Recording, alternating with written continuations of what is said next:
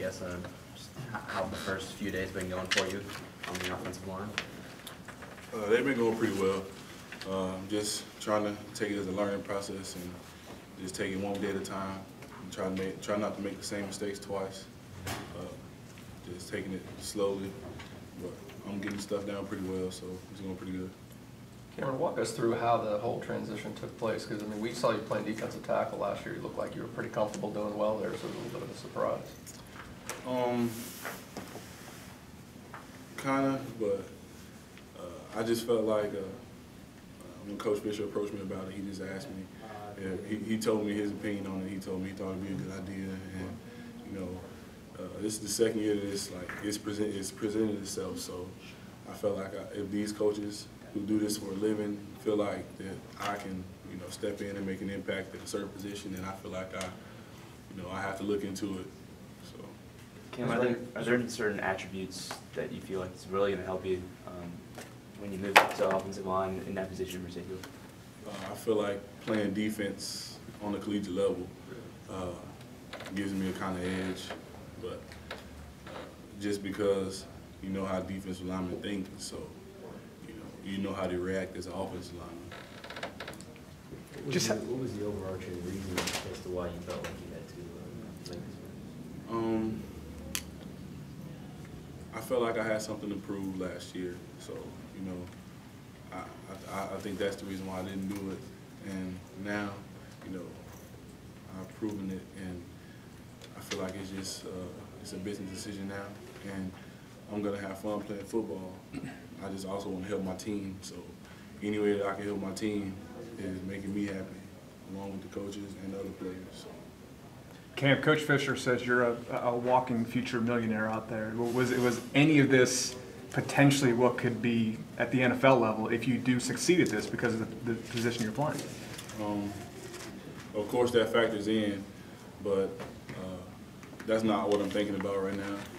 I'm just thinking about taking this one day at a time, like I said, and you know, I'm thinking about this spring and this fall camp and this next season, and we have to see how this goes before I can think about any of that.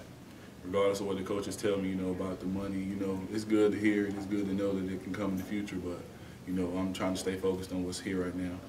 Coach Fisher says that you didn't even play O-line in high school, so just how different of a mentality is it, you know, your whole life going to go get the quarterback and now you got to protect that guy?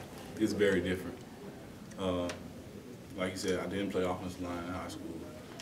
It was always defense, so, you know, to make that transition is hard for a player, but I'm up to the challenge, so, you know, I'm just taking it in stride. What was it like going from Coach Higgins to Coach Trickett? They seem to have very different styles. I don't really look at it in the big picture. I just take coaching. So both of them coach me. Both of them coach you hard, so, I mean, take the coaching. What's been the most difficult thing getting used to? I mean, whether it's certain footwork or drills or anything that's taken a little time?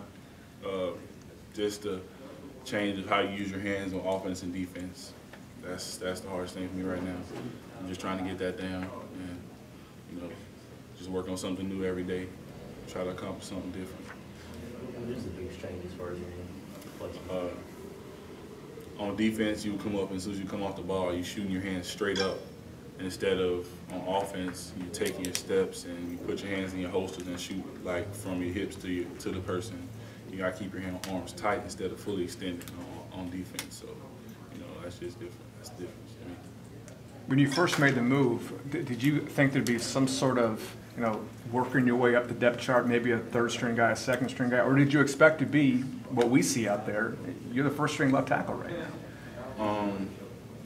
Nothing's official right now. I mean, it's just that's a spot right now in the spring. I mean, you can't say anything until next year when we're playing on Saturdays. It's just getting reps at a certain position, you know, going against certain people right now. I don't see myself as a starter. I see myself as somebody going against the starters on defense. So. Yeah, I know you're not in pads yet, but I assume you've seen Brandon Jenkins and if you weren't up close trying to get past you. What's that like? Because, I mean, you're facing two future NFL defensive ends right now on the practice field. I mean, they're great players, of course. I mean, you all know Well, I played beside him I played beside him last year and practiced beside him for the last 2 years. So, you know, it gives me an edge to have seen how they work. You know, so now I'm just like, reacting off what they're doing, and I'm just, you know, being patient. Of course, it's hard because they're great players, but you know, I feel like I'm adjusting and sitting in pretty well so far. Everett told us you kind of tried to talk you into staying on the defensive line. Just what was that conversation like with those guys when you told them you were going to offense? Well, yeah, Everett tried to talk me out of it, but I feel like it was a decision that I had to make within myself, regardless of what I want to do on the outside. So, you know, it was hard, but at the same time, it's looking at the future and looking at what's here and how I can help the team any way I can. Who did you talk to about it? Was it just your decision? Did you talk to family, former coaches? It was a few people I talked to, parents, a couple of my coaches from high school, and you know, of course, the coaches here. But at the end of the day, like regardless of their input, I had to make decisions. So I just took what they told me, and I had to process it. So as I can make a good decision.